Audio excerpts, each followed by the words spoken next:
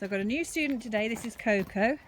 So she's got a great home. She was originally rescued by Harley's hounds, and she's got a great home now. The only thing with her now is sort of the socialisation, and when she's off walking off lead she gets a little bit overexcited and doesn't always pay attention to the recall, but she's only ever been off lead with dogs that her owner knows. So in a busy area where there's lots of other dogs, the owner's not yet sure how she will socialise. So my job today really is socialisation with her.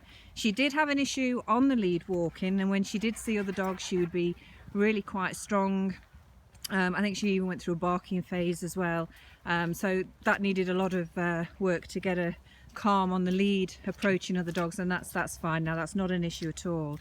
It really is just off lead, making sure she does know how to socialise and working on the recall. So this morning I've got a little assistant, Bramble. So this is the first time these two have met, and Bramble is a really good sort of indicator to let me know the state that other dogs' minds are in, and his owner walking him can tell on the lead what sort of character the dog I've got is just from how Bramble's walking. And he's been completely calm and relaxed this morning with Coco, so that tells me Coco's not really got any sort of anxious or you know, unbalanced issues, just young and over enthusiastic when she sees other dogs, which is quite normal really.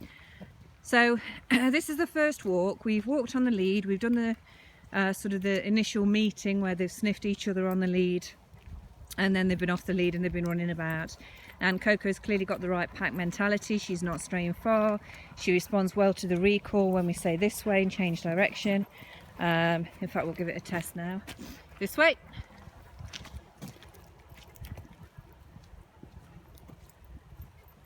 So that's quite good. That tells me the owner's been doing this. So I always know when the owner's been doing the right thing. This way. And there she is again. So that's great. We've just seen a horse as well. I don't know if Coco's ever seen a horse before, but the horse was coming along on the path, so we promptly turned around. We said this way to get the dogs away, and we walked away, got them on the lead, and then walked back towards the horse with the dogs on the lead. And there was no reaction from Coco at all. She just walked quite happily, quite calmly past the horse. So now what we're going to do is go to a cafe, because, you know, we've worked really hard on the walk and we need a cup of tea. So we're going to stop at a cafe and work on Coco's patience. Now, very often a dog won't want to sit still in the open because naturally animals will keep moving. If they don't move, they're basically a sitting duck, an easy target. So naturally animals will want to just keep moving. So very often we'll stand still talking to someone and the dog will start to sort of shuffle about, might even bark, nudge us. Basically they're saying, come on, let's move.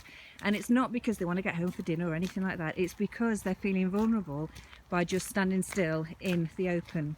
So the owner stopped off at a pub or a cafe, and Coco really wasn't happy about just sitting still. Lots of whining, really unhappy, really unbalanced with it all.